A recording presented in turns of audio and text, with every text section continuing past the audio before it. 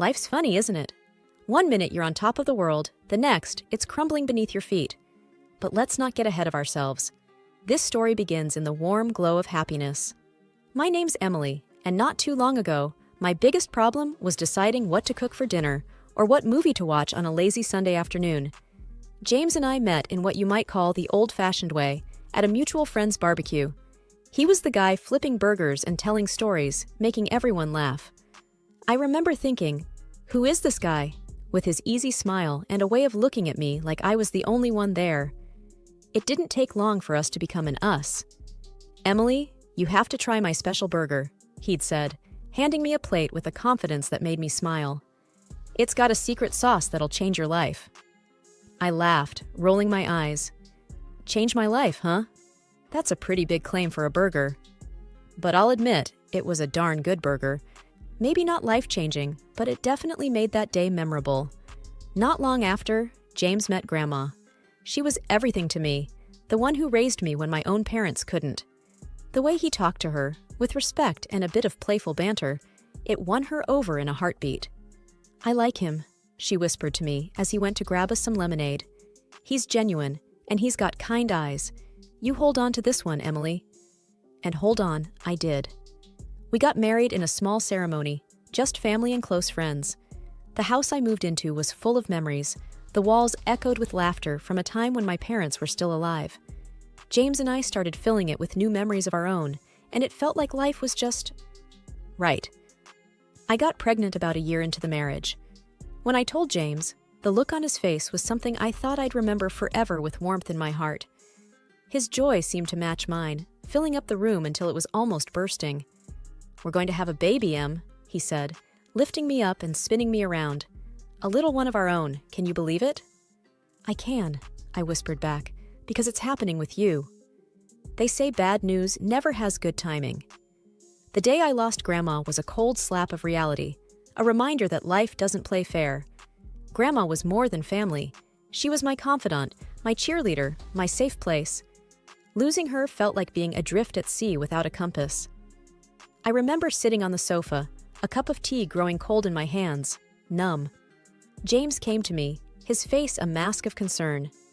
"Em, talk to me," he urged, his voice gentle. "What's there to talk about?" I muttered, staring at the tea, watching as it lost its steam, its warmth, its life, kind of like how I felt inside. "We'll get through this together. You're not alone," he said, wrapping an arm around my shoulder. But his words, meant to comfort, felt distant, like a radio playing softly in the background, familiar yet easy to tune out. Then, as if I hadn't already been robbed of enough, our baby slipped away before I ever got to hold them, to tell them how much I loved them, to promise them the world. The miscarriage was like a physical blow, one that knocked the wind out of me and left me gasping for air, for answers, for comfort that wouldn't come. James was there, yes, always there, but somehow not really. "Emily, we can try for another baby when you're ready," he said one night as we lay in the darkness, his voice void of the pain I felt. I turned to him, a part of me desperate to find the husband who had once spun me around in joy. "I don't want another baby, James. I wanted this one. Our baby." The words were a whisper, but they might as well have been screams for how they echoed in the silence. "We'll make it through this," he said.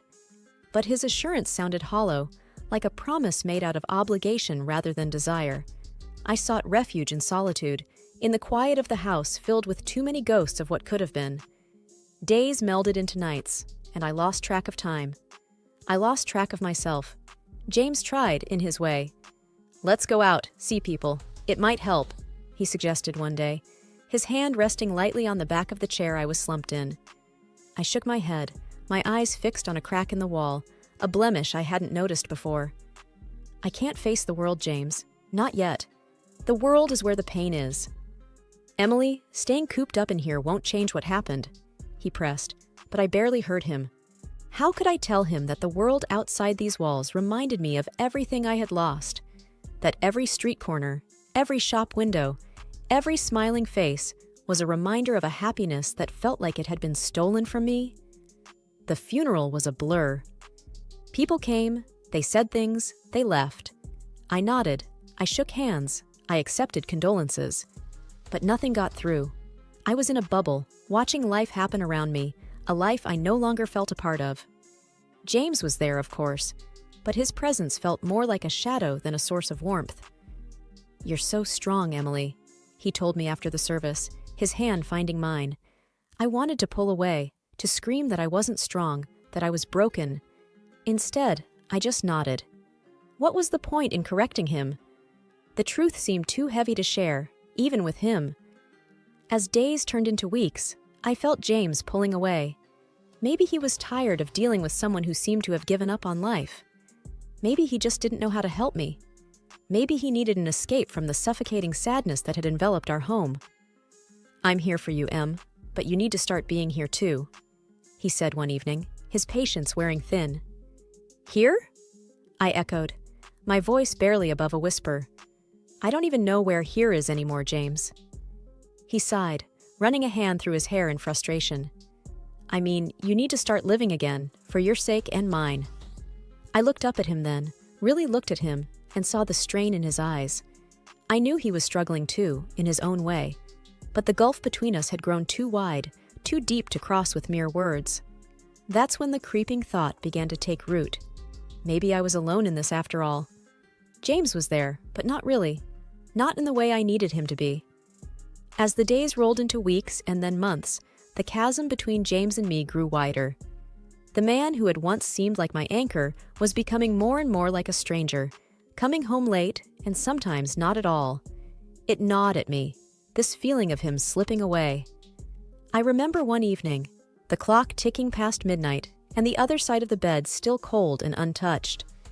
When he finally came through the door, I couldn't hold back anymore. "Where have you been, James? Do you know what time it is?" My voice was shaky but firm. He looked tired, his eyes avoiding mine. "Work's been a nightmare. You know how it is." His voice was flat, dismissive almost. "No, I don't know," I snapped back, "because you never talk to me about it anymore. You never talk to me about anything." He let out a long sigh and began to take off his jacket. "Em, we've been through this. Work is work. It's stressful, and I don't want to burden you with it." "But I want to share that burden, James. I thought that's what we did," I said, the last of my words trailing off into a whisper. He paused and finally sat down on the edge of the bed, looking at me. "I know, and I appreciate it, but you have enough on your plate." "Enough on my plate?" I repeated, incredulous. "You mean dealing with the loss and trying to piece myself back together? Do you think ignoring me helps with that?" "That's not what I'm doing," he protested. But even as he said it, it sounded like he didn't believe it himself. "I offered you a divorce, James," I reminded him, my voice breaking a little. "I told you that you didn't have to stay with me out of pity or obligation." He looked up sharply at that. "Is that what you think this is? Pity? Obligation?" There was a hint of the old fire in his voice, a glimmer of the man I knew. "Yes, that's what it feels like," I admitted. "You're here, but you're not with me, not really, and it hurts." He ran his hands through his hair, a sure sign he was stressed. "Em, I'm trying. I really am. But I can't just switch off from work. It's been really tough." "But it's more than work, isn't it? You're away even when you're here. You've got your phone on you all the time, always texting, always distracted." He didn't say anything to that, just stared at the floor. "Is there someone else?" The question hung in the air, heavy and frightening. "Em, don't be ridiculous," he said quickly, but his eyes told a different story. I felt a coldness spread through me. This was not the man I married, the one who would look me in the eyes and tell me the truth, no matter how hard. "I need you to be honest with me, James. Please," I implored, my hands clasping and unclasping in my lap. He was silent for a long moment, and then, "There's no one else. It's just work. You've got to believe me." I wanted to. Oh, how I wanted to believe him. But the seed of doubt had been planted, and once that happens, things can never go back to how they were. In the weeks that followed, I watched James like a detective. I noticed how his phone was always face down, how he'd step out of the room to take calls. The signs were there, and I couldn't ignore them anymore. It was a Wednesday when my world finally started to crumble. I answered a call from a number I didn't recognize. Hello? Is this Emily Stanton? The voice was male, gruff, and not one I knew. Yes, who's this? The man paused and then, we need to talk about your husband. My heart sank. What about him? I think you'd better sit down, Mrs. Stanton. The cafe was one of those nondescript places, sandwiched between a laundromat and a closed-down bookstore. It seemed like a fitting backdrop for what was to come. I sat there, stirring my coffee, each second stretching out like an eternity until the man showed up. He was a large man, with a look that didn't invite many questions. He sat across from me, his hands clasped together, a folder sitting like a barrier between us. Mrs. Stanton, I'm sorry for the mystery, but I thought it was best we talk in person, he started, his voice serious. Who are you? I asked, my voice steady despite the storm inside. He nodded as if he expected the question. My name's Mike Sanders, and I believe we have a common problem. Your husband, James. I swallowed hard. What about him? Mike opened the folder and slid a photo across the table. It was James with a woman I'd never seen before. They were laughing, close, too close. That's my wife, Mike said, tapping the picture. I felt a strange detachment looking at it. What do they have to do with each other? They work together, and they're having an affair, he said bluntly. I looked up, meeting his gaze. That's impossible. James would never... He reached back into the folder and took out a handful of printed messages, placing them in front of me. These are just from the past week. I read them, each word a tiny dagger. There were plans to meet up, pet names, and talk of the future. A future without me, without us. Why are you showing me this? I asked, my voice a ghost of itself. Because I thought you should know, and because I want to end it. I thought maybe you would want that too. I stared at the evidence, my mind racing, but my heart already knew the truth. He told me he loved me. He promised he'd never leave. People lie, Mrs. Stanton, and they're good at it, Mike said, his voice bitter. I took a deep breath, trying to steady myself. He was all I had. Mike leaned forward. You got a choice here. You can pretend this never happened, go on with your life, or you can confront him, make him face what he's done. And what about you? I asked. He sighed, a heavy, weary sound. I'm going to divorce her. She can have him if she wants. I just want out. My hands were shaking as I gathered the papers, folding them with care I didn't feel. What are you going to do? Mike asked. The answer surprised even me. I'm going to fight back. Mike nodded. Good. If you need anything, evidence, support, you let me know. Thank you, I said. But as I stood up, I felt anything but thankful. My life as I knew it was over, and it was time for me to figure out what came next. That day, the sun hung low, a glaring eye that seemed to watch over the unfolding scene with indifference. I was waiting on the porch when James's car pulled up. His step was light, too light for a man coming home to a crumbling marriage. He caught the look on my face as he approached. What's with the gloom? He asked casually, as if my scowl was just another part of an ordinary day. I held up one of the photos silently. His eyes flicked to it, and his smile faltered, but only for a second. Oh, that, he chuckled. I see you've met my other woman. I felt a hollow laugh bubble up from my throat. Is that all you can say? Oh, that? He folded his arms and leaned against the porch railing. What do you want me to say? That I'm sorry? That it was a mistake? Because it wasn't. I'm not sorry, and it was no mistake. Why, James? I demanded, my hands clenching the photo so tightly the edges crumpled. He laughed, a cold, heartless sound. You were convenient, you know?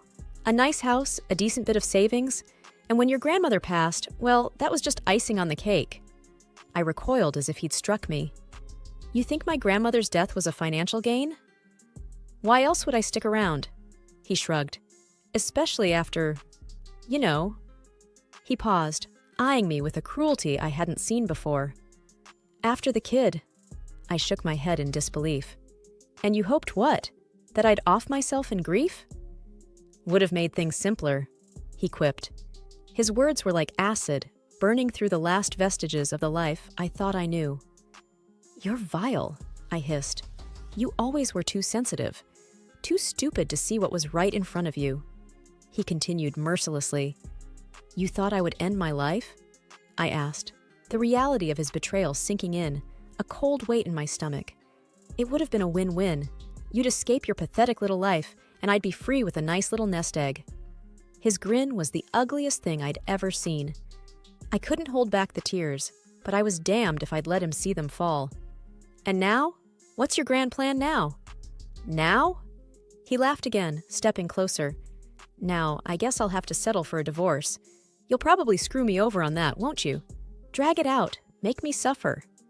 You don't deserve quick and easy, I managed to say, my voice surprisingly even. His expression soured. You're an ugly, stupid woman, you know that? I don't know what I was thinking. Marrying you. I looked at him then, really looked at him, and I felt something shift inside me. The man I had loved was a ghost, a fiction. In his place stood a stranger with a heart full of venom. Get off my porch, James, I said quietly. He smirked, taking a step back. Gladly. This place was never really my style anyway. The courthouse was a place where I thought I'd celebrate our milestones. Instead, I walked up its steps to dissolve the very foundation of my marriage. Mike was right beside me, his presence a silent support. I had the papers in my hand, feeling the weight of every word that testified against James. Mike carried his own set of damning evidence, a mirror to my betrayal. Our steps echoed in the empty hallway, a march towards a verdict we both needed. Inside the courtroom, the air was stale, heavy with the burden of judgments past. James and his mistress, Mike's wife, were already there, a tableau of guilt. Mrs. Stanton? The clerk called out. I stepped forward, handing over the sheaf of papers that detailed every misstep of my husband's affair. The judge surveyed the room, his gaze lingering on me, then on Mike. You have evidence to present? I nodded, my throat tight. Yes, Your Honor. The evidence was laid bare for the court to see. Photographs that spoke 1,000 words of betrayal, texts and call logs that wove a narrative of deceit. I didn't look at James. I didn't need to see his face to remember his lies. And how do you plead? The judge asked, turning to James and his co-defendant. Their answers were a soft murmur of legalese. No contest. The judge took his time, reviewing the evidence, his expression unreadable. Then, finally, he spoke, his voice the gavel that shattered the last tie between James and me. In light of the uncontested evidence, I am granting the petition for divorce. The division of assets will proceed as outlined, and given the circumstances, Mr. Stanton, you will also pay restitution. James stood, his face ashen, but I felt nothing. No victory, no joy, just the hollow end of a chapter. Mike met my gaze, a silent question in his eyes. Had it been worth it? I could only nod. It wasn't about winning or losing anymore. It was about setting the record straight, about reclaiming my dignity from the ruins James had left behind. The courtroom's heavy door swung closed behind me with a sound that felt final. Mike and I found a quiet corner in the bustling hallway outside. So, it's done, Mike said, his voice a mix of relief and something else, maybe sadness. I nodded, the reality of the situation settling in. It's done. They didn't even put up a fight, did they? No, he sighed, looking down at the floor. They knew there was no point. I thought about James, about the love I thought we shared, and how it had all been a lie. Do you think they're sorry for what they did, or just sorry they got caught? Mike's gaze met mine, steady and sure. Does it matter? They're out of our lives now. That's what counts. I let out a long breath, one I'd been holding since the day I got that call. I guess you're right. I didn't want it to end this way.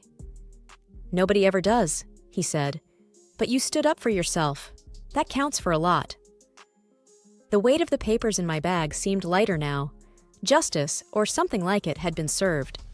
It didn't undo the past, but it cleared the path for the future. I just want to move on, I admitted. And you will, Mike assured me.